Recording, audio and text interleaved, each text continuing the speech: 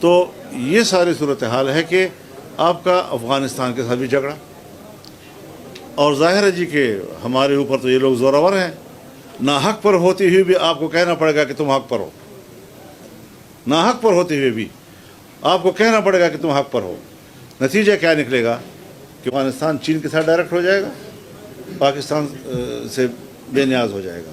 اور ہلمند کے راستے سے ڈائریکٹ ہو جائے گا ایران کے ساتھ، اور چابہار میں جا کے پہنچ جائے گا جی۔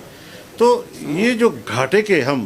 سودے کر رہے ہیں اس وقت 6-7 مہینوں سے چمن بارڈر کے اوپر لوگ بیٹھے ہیں دھرنا دیے ہوئے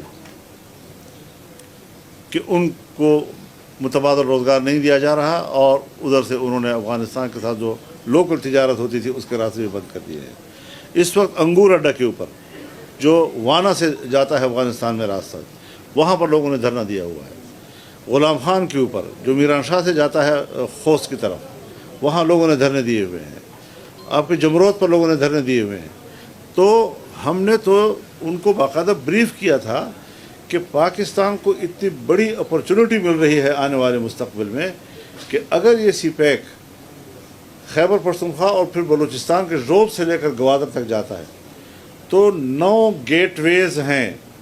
جو پاکستان کو افغانستان کے راستے سے وسط ایشیا کا راستہ دکھاتے ہیں، اور پورے وسط ایشیا جو ہے آپ کی تجارتی آماجگاہ بن جاتی۔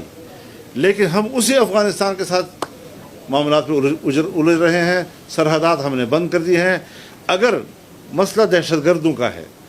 کیا چین کو یہ اعتراض نہیں ہے کہ اولڈ ترکستان کی جو تحریک ہے اس کے لوگ افغانستان میں ہیں، اور ان کے لوگ جو ہے وہاں چین میں جو ہے کارروائیاں کرتے ہیں؟ یہ شکایت تو چین کو بھی ان سے ہے، لیکن اس کے باوجود وہاں کی جو مارکیٹ ہے اس پر چین قبضہ کر رہا ہے، روس وہاں قبضہ کر رہا ہے،